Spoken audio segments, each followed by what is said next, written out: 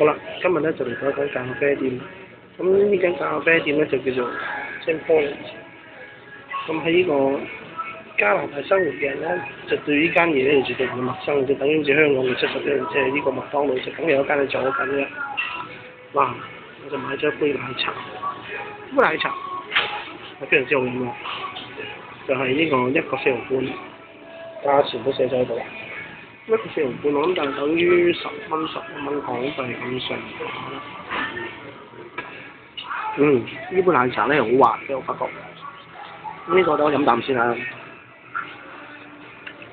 咁北美洲地方咧，又唔係淨係識咖啡嘅，其實奶茶都有嘅，爭在大家識唔識揾嘅啫，同埋識唔識叫嘅啫。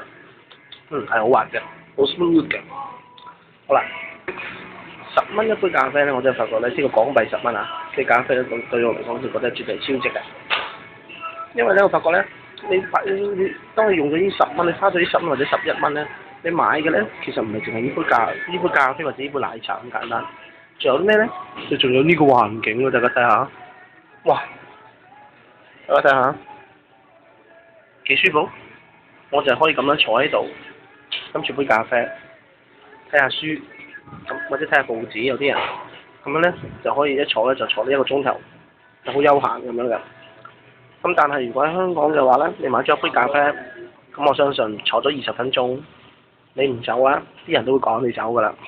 咁其實香港係咪有啲咩地方咧，係可以飲杯咖啡坐低，可以慢慢睇下報紙、睇下書，坐成個零兩個鐘嘅咧？其實係有嘅噃。咁但係當你揾到呢笪地方嘅時候，呢杯奶茶咧就絕對唔會止10蚊或者11蚊，就會係60蚊或者70蚊㗎。飲啖先，非常之好，冇錯啦。呢個地方咧就叫 Tim Hortons。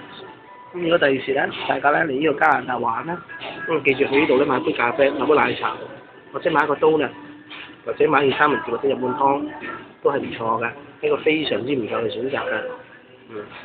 今日講住咁多先啦。